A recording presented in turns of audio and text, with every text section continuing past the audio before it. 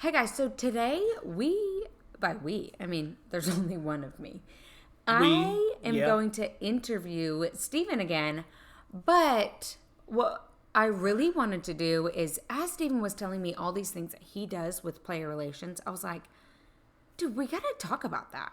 Yeah, I think it's something that we did an interview. I feel like we were so green on our first few episodes. Because we've come so far. I think we've come so far. We have come far. We have come far. I love how much we're learning in the process of podcasting. Yeah. But there's so much. I think it's so interesting to learn about different careers and different industries and kind of the nuances and the different facets and like, oh, that's what they do?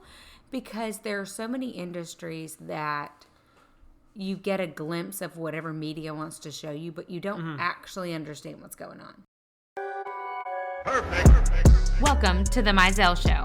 An inspiration for a new generation.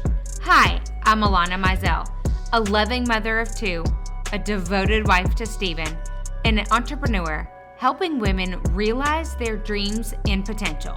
And I'm Stephen Mizell, caring father of two, a devoted husband to Alana, and a driving force to help young men prepare for life after college football. And if that wasn't enough, we're a biracial couple. She was raised in the North, but I was raised in the South. The only thing normal about our lives, who am I kidding? It's never normal around here. Join us for the Mizell Show. Right now.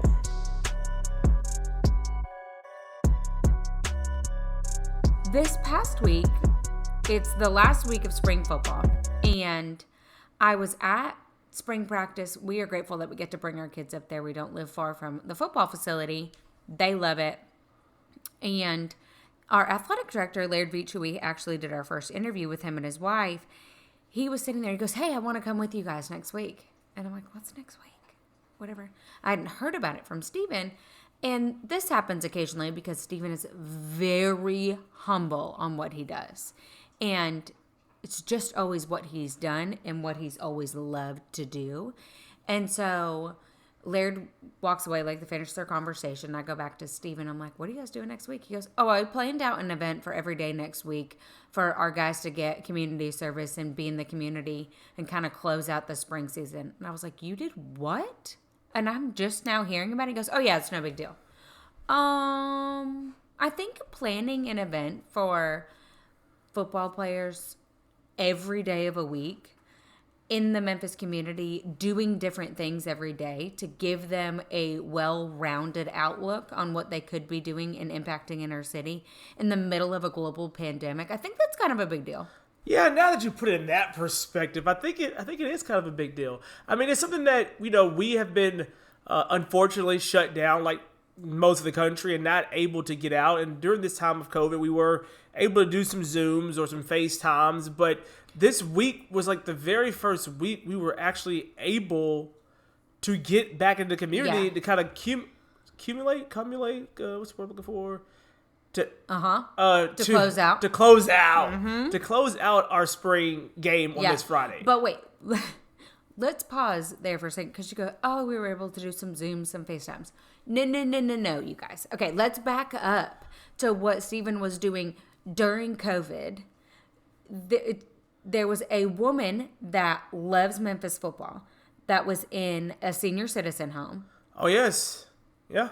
Tell him. Oh, yeah. So we had we got an email from a woman from a senior citizen home, and she was there based on her daughter relocated there, but she was from Memphis, born and raised, and she was a huge Memphis Tiger fan, and specifically football fan, and all what would really trigger her and want her to get her excitement was the facet of her, watching YouTube clips of Memphis football. So and that's kind of how she kept her memory alive. Yeah, kept her memory alive. She would those would be kind of her trigger points. Is so-and-so playing for Memphis football, then she would remember other scenarios that happened within that year. Yeah, that was kind of like her before Christ, for lack of better terms. Yeah, that was her kind of trigger because, of course, her daughter and family members weren't able to see her because nursing homes were shut down for COVID. And so they reached out to me and just said, hey, shot in the dark. Turns out, we were able to really impact her. Okay, wait. Shot in the dark. Is there any, it was like new footage. It was very nominal. Like, very nominal. You hop on a call with her? Yeah. And so the thing that is, you guys, like I said, Stephen is very humble. Stephen takes an idea, an email like that, and he goes, no, we're not just going to do that. Like, we can do that, but we're going to also do this, this, and this. Yeah. So then what happened? And then we were able to connect with Coach Silverfield, ran the idea by him. He thought it was phenomenal. And so we were able to not only hop on a call with her, but also send her a care package from Memphis football. Mm-hmm. And she refused to wear a mask until she got her Memphis Tiger mask. That's and my so girl. she wore the Tiger mask. And, I need to check back in to see how they're doing. I haven't followed up with them in a while. See if she's gotten her vaccine or what's been going on. What's been going on with them. But I think something else is very important. When you find something that you are very passionate about, kind of like, just be honest with you, with Saint, and then me, this role I stumbled upon. Like, I did not know when Stephen was 25-year-old Stephen in admissions. I knew about football. I knew about offensive coordinator. I knew linebackers, but like, you never know about the support staff. Mm-hmm. And so, me and my personality, just organically, I was able to connect with Coach Fuente and connect with Coach Norvell, and I really started helping them, just doing admissions presentations for them, giving them an understanding of Memphis as a city and other little nuances, a little knick-knack. But a blessing in disguise is that my admissions office is on the same building as the academic advising center, in which every football player has to go for their study hall. And so a few visits with, Coach Fuente and Coach Norvell, and then all of a sudden these recruits actually sign. Okay, maybe I helped out with that. I don't know. But once they sign and then they're now on campus and I'm walking around and seeing them, they gravitated towards me. I gravitated towards them. And so it was me organically just wanting to just get to know them. How's your transition going? But you say that, and yes, it's how's it going? How's your transition? But it's also like, what else? It's that every time, Stephen, you go the extra. And it's not just that. It's, okay, there's this new player that just came in. How can I connect them with a player that's already existing, has a foundation that can then change the trajectory of the team environment? How can I connect this player with something in the community that will give him the purpose? And last year, one of my favorite things that you did was, there was a player, DeMonte Coxey, who there was Braxton is his name. He has Down syndrome, and he loves DeMonte Coxey. He loves DeMonte Coxey. Loves him. Loves him. So not only did Stephen connect DeMonte and this young man who had Down syndrome, but so DeMonte ended up, he got a touchdown, he threw his gloves into the... It's after the game. Actually, after the game, he finished the game, he's walking out of the tunnel, and Braxton and his family is just leaning over. And Braxton doesn't miss a game. Doesn't miss a game. He may take a nap in the middle of the game, but he doesn't miss a game. And so he leans... Oh my gosh, he's the sweetest soul. He leans over, and DeMonte gives his gloves. Well, behold, the power of social media. I saw through somebody. We saw that it happened. You saw that it happened. But this is another prime example of Stephen doesn't just leave it there and reach out and like, oh, that's awesome. So glad he did that. No, Stephen contacted this family and then had the family come on campus. They came for a tour of the facility. Came for the tour of the facility. Came to practice. He got to meet DeMonte Coxey. And boy, both of them. That's the biggest thing that I enjoy doing. It's one thing for Braxton to be able to see DeMonte Coxey and be enamored, but a lot of people don't understand what the players get this chance to feel when they are able to impact people. Because right then, DeMonte really took the rest of the season and was playing for Braxton. Yeah, for sure. And not that he wasn't playing for other things, but it gives them a purpose. It helps them to visualize who is in the stands for them. And they actually went on to do a little segment of it on College Game Day when we played SMU. They did a whole segment. They showed Braxton in the crowd of people wearing his gloves and wearing his number 10 jersey.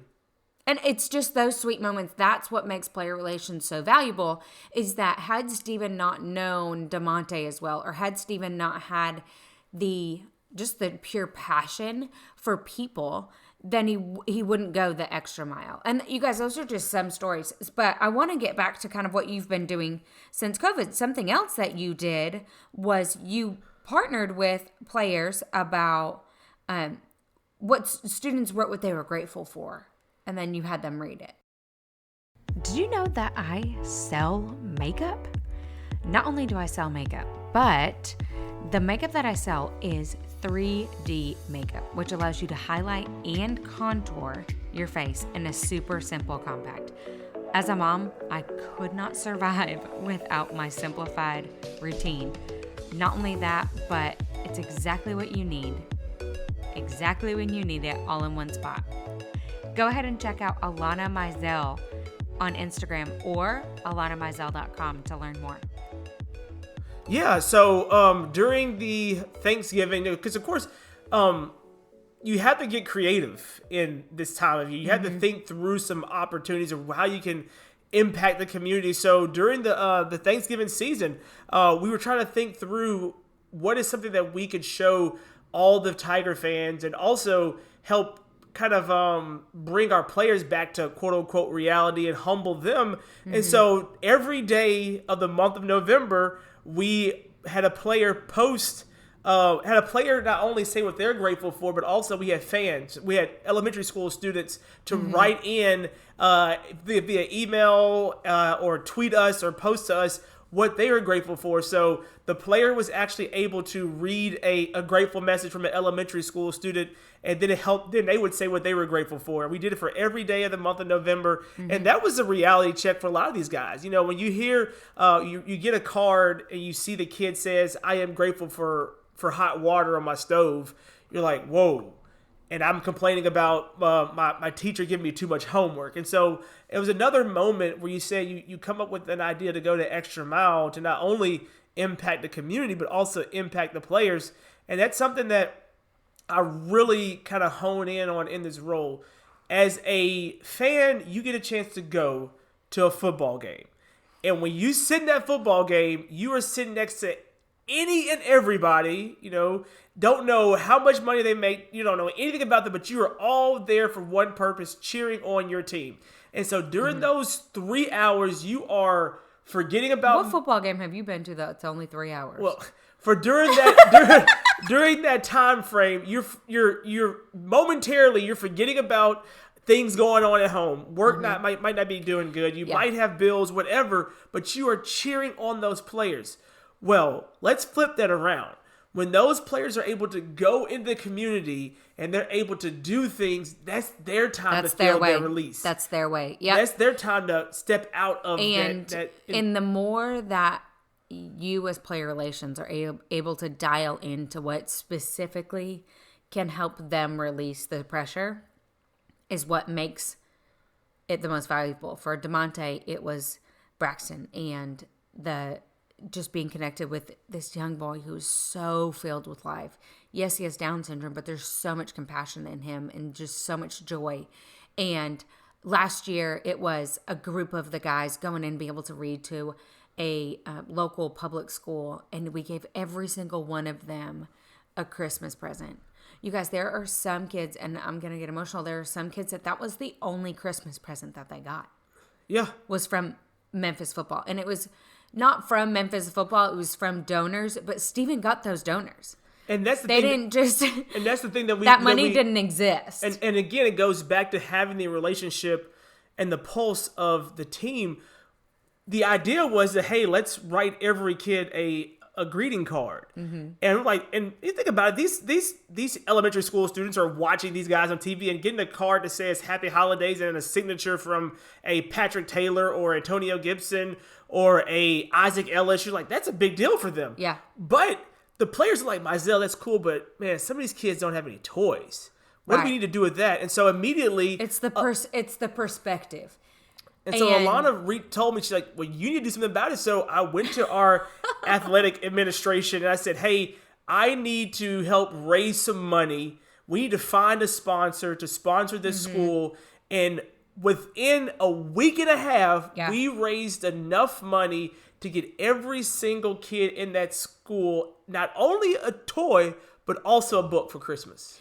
And on top of that, there was money left over that we were able to give that to the principal so the principal could do a faculty and staff breakfast. Yes, I remember that. Which they were not going to be able to do that year. No, they weren't able to do that. Because most public school systems do not allow for holiday parties. It's usually teachers putting their own money in. And they're, you guys, these schools, these public schools and these teachers already don't make tons of money.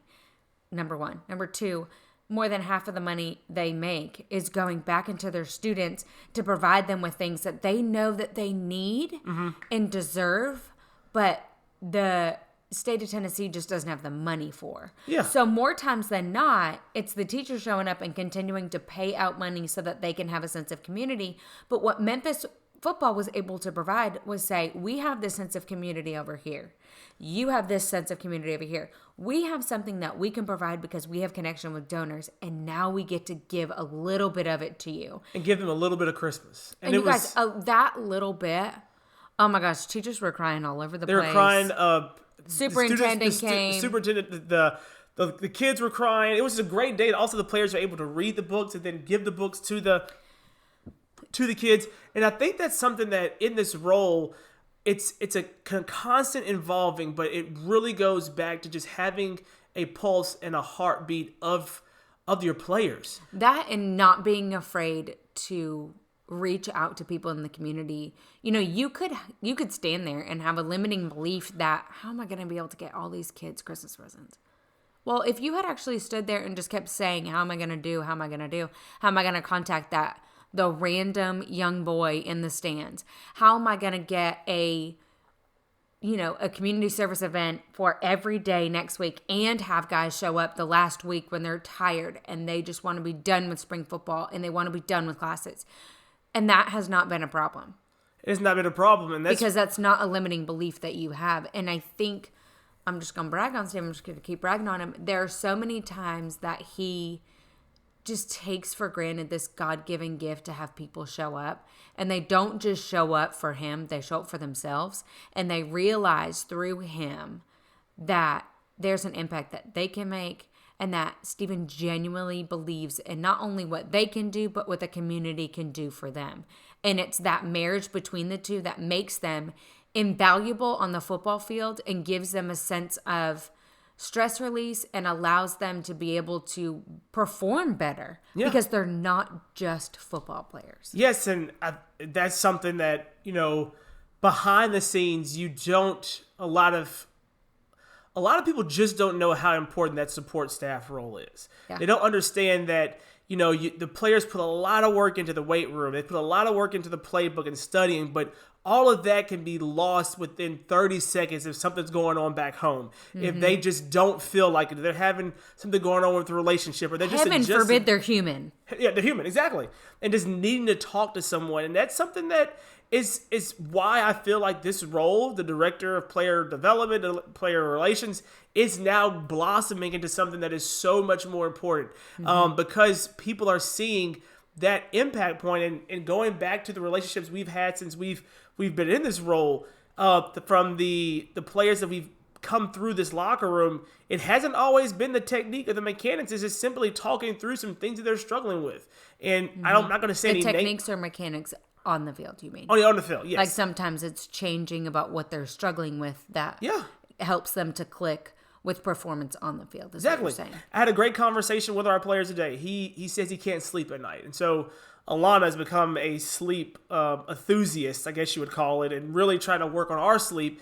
And I talked him through, what time are you putting your phone down? He says he tries to go to bed by 11. And I'm like, 11? I'm like, you have to wind yourself down. 9. But what he didn't understand is that him being the male that he's in right now, the peak performance, he doesn't finish practice until 6:30. And so his adrenaline's running from football practice. Then he's going to do some post recovery. Right. So he's still going hot. Then he's going to dinner with his buddies and talking, and his brain is still going. I'm like, your body's going so fast, and if you don't start winding it down, it's not going to just stop. Right. Because you're going so fast. And no, it's not fun to not go to dinner with your buddies, but if that's what it takes so that your body can be refueled, that's another.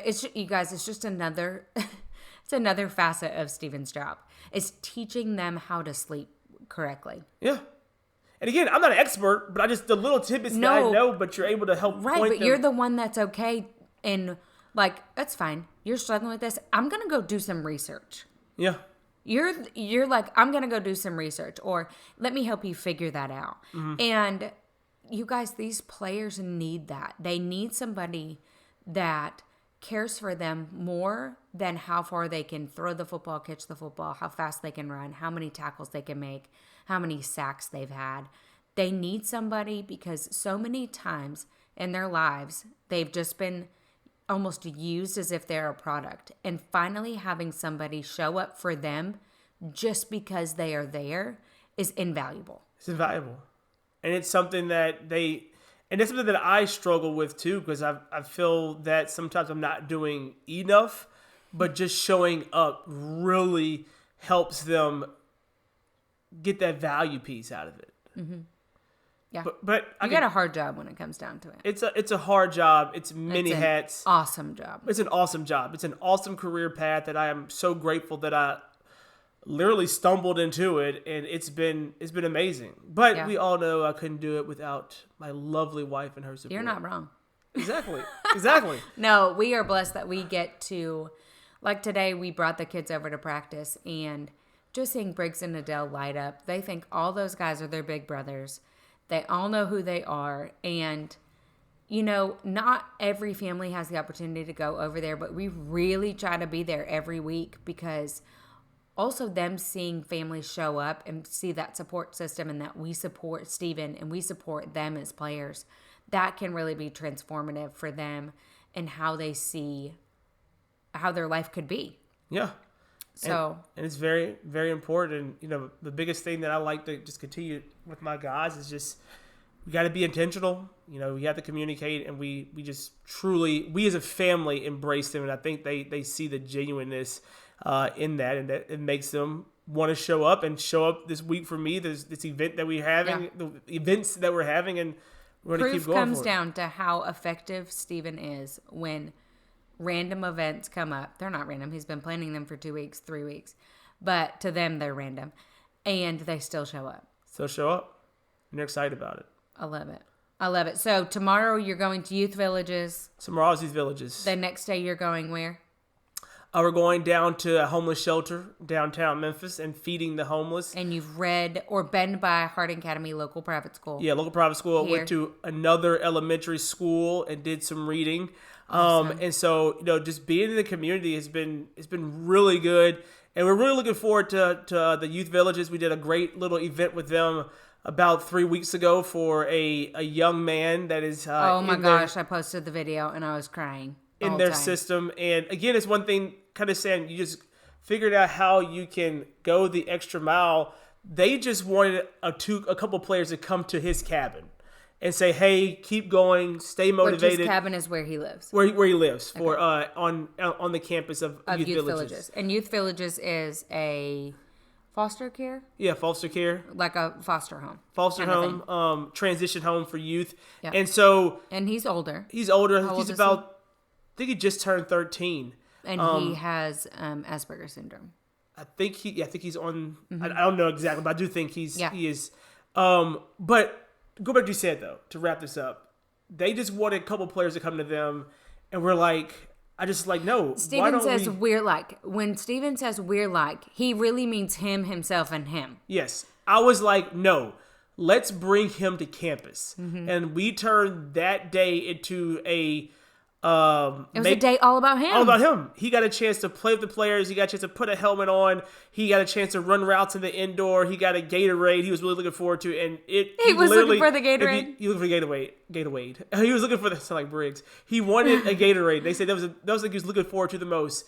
And so he just had a great day. We'll post a link to the video on our page. Oh my gosh, you should. It's so impactful.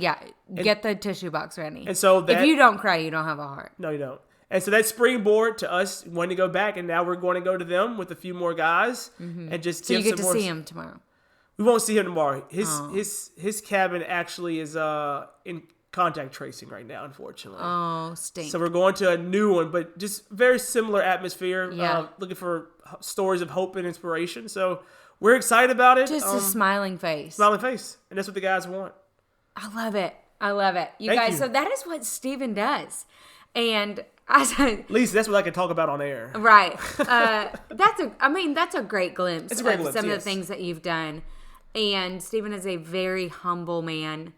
That's why you never thought about this, this industry, as you were like, no, I'm really good at what I'm doing over in admissions. And he did similar things, but you guys, the impact that he is making in these young men's lives, proud wife, #proud wife, big time. And he undermines continuously how great he is and how much value he adds. And I love when I get to hear it specifically from the players' parents. That's my favorite, because when a college student is going home to tell their mom or their dad about something great they did or about somebody that they interact with, you did something right. By that, they're communicating about something. Yeah. What? Exactly. They're talking. They're talking. Guys, we hope that you're enjoying the Mizell Show. We would love to connect with you or even do Zoom calls for your team and just kind of help motivate you guys as well. Just reach out to us on at The Mizell Show on Instagram or info@themizellshow.com. Are you loving the Mizell Show? Well, we love you all. And did you know that you can have me and Steven talk to your team or a group of 25 of your friends? All it takes is 25 people showing up on either a Zoom call, a Facebook Live, or really anywhere. Hopefully in person sooner rather than later. But how do you get us? So all you have to do is email themizellshow@gmail.com, or you can direct message us on Instagram @themizellshow.